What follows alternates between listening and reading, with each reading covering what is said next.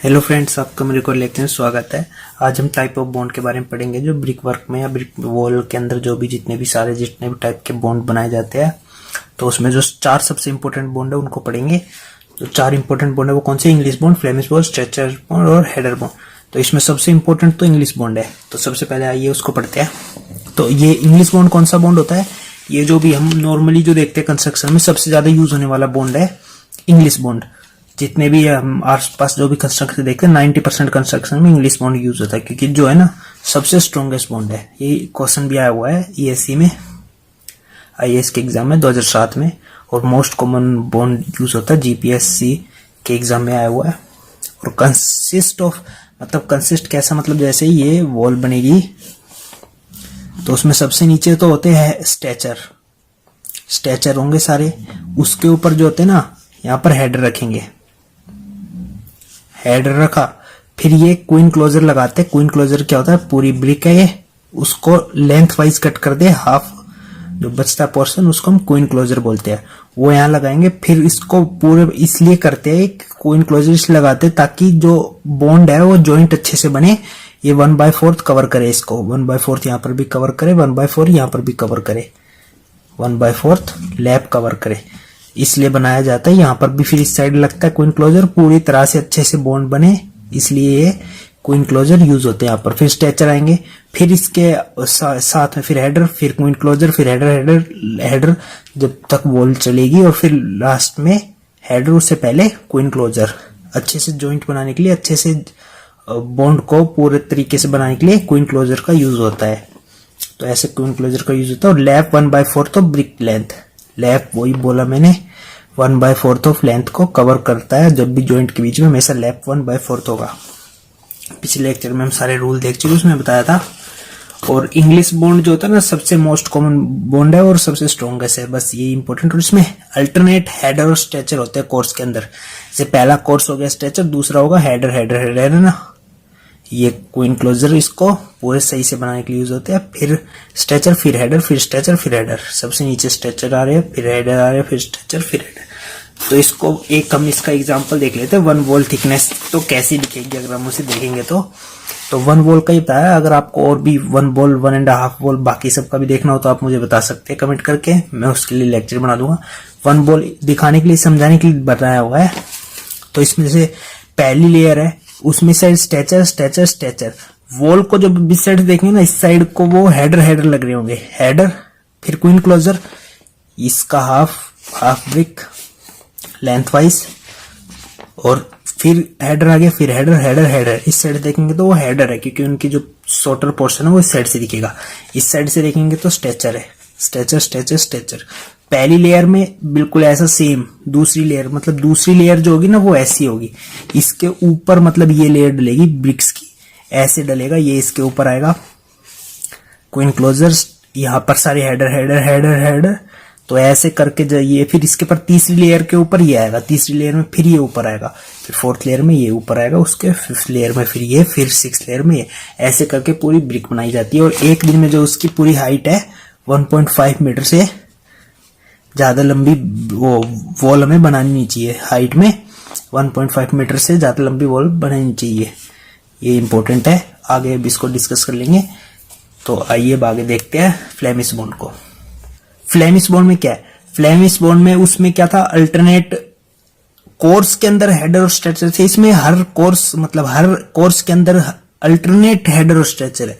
Each course consist of alternate header and stretcher. देखो इसमें stretcher है, फिर हेडर, फिर स्ट्रेचर, फिर हेडर, फिर स्ट्रेचर। उसमें क्या था? स्ट्रेचर थे, फिर हेडर थे, फिर स्ट्रेचर, फिर हेडर। अल्टरनेट कोर्स के अंदर, इसके एक कोर्स के अंदर ही अल्टरनेट में हेडर स्ट्रेचर है, stretcher header, stretcher header stretcher. तो यहाँ पर इसको अच्छे से बिल्कुल जॉइंट और बैलेंस बनाने के लिए इसमें यहाँ पर क्वीन क्लोजर यूज किया, हेडर, फिर क्वीन क्लोजर, फिर स्ट्रेचर।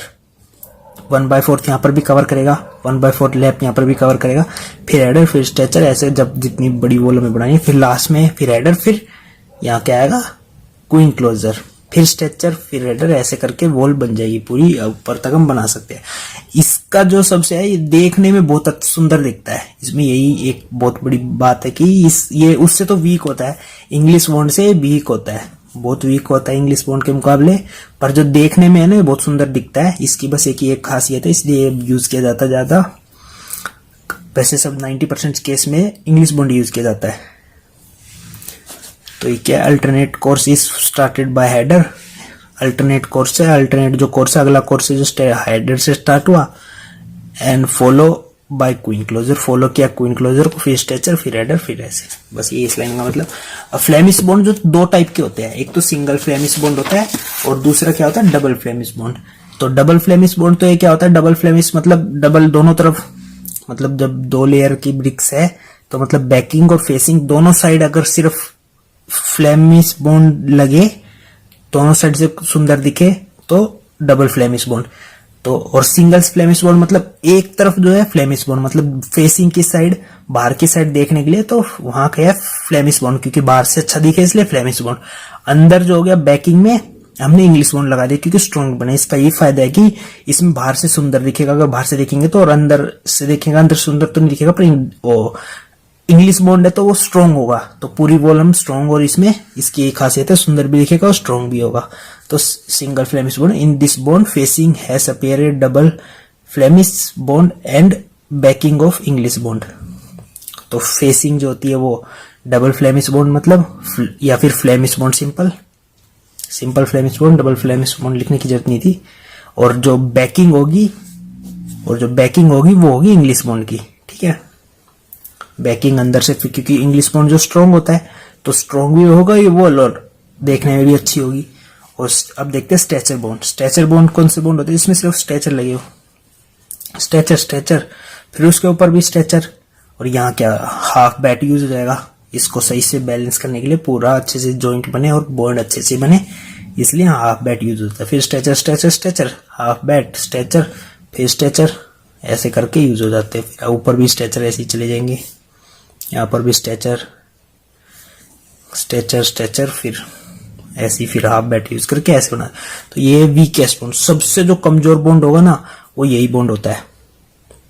सबसे जो वीक बॉन्ड अगर पूछ ले, क्वेश्चन भी आ सकता है कि सबसे वीकेस्ट बॉन्ड कौन सा बॉन्ड होता है, तो स्ट्रेचर बॉन्ड का बॉन्ड होता है, क्योंकि ऐसे ऐसे लग रहे हैं ना स्ट्रेचर में।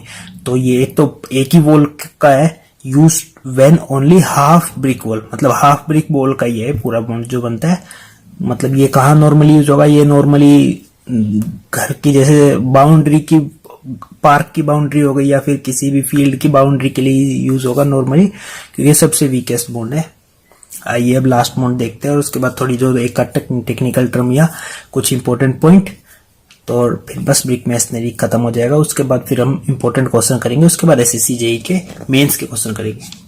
तो लास्ट बॉन्ड कौन सा है, हेडर बॉन्ड। इसमें क्या है, इसमें बस हेडर, उसके ऊपर 3/4 ऑफ हेडर, मतलब पूरी ब्रिक है।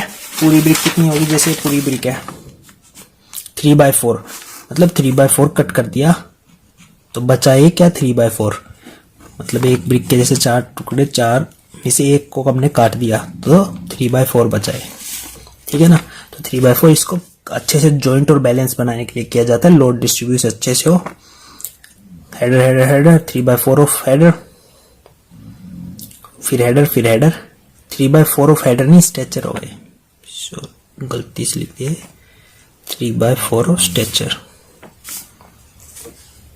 3/4 ऑफ स्ट्रेचर है ना पूरा, यहाँ से स्ट्रेचर बड़ी वाली साइड है इसलिए। तो फिर हेडर फिर 3/4 ऑफ स्ट्रेचर। तो इसमें एक चीज यही है कि जो सबसे स्ट्रॉन्गेस्ट तो एक समय पता है कौन सा बॉन्ड होता है, इंग्लिश बॉन्ड। उससे वीक कौन सा होगा, सिंगल फ्लेमिश बॉन्ड, क्योंकि इसमें इंग्लिश बॉन्ड और फ्लेमिश बॉन्ड का दोनों का कॉम्बिनेशन होता है, पर होता तो स्ट्रॉन्ग है। और उससे वीक कौन सा होता है, डबल फ्लेमिश बॉन्ड, क्योंकि इसमें दोनों तरफ फ्लेमिश बॉन्ड होता है। उसके बाद आता है हेडर बॉन्ड, और सबसे वीकेस्ट जो बॉन्ड होता है वो कौन सा, स्ट्रेचर बॉन्ड। ये बात हमें ध्यान रखनी है बस।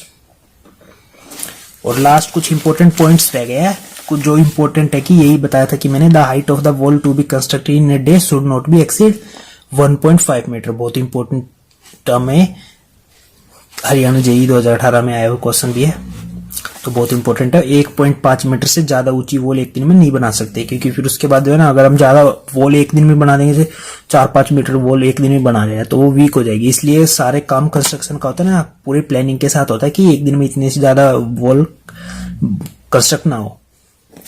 तो the brick should be laid on their bed, मतलब ब्रिक जो है ना हमेशा फ्रॉग जो होता है उसके ऊपर जहां नाम सा लिखा रहता है बॉन्ड बनाने के लिए यूज होता है, जिसकी डायमेंशन कितनी है 100 millimetre into 40 millimetre into 10 millimetre. ठीक है,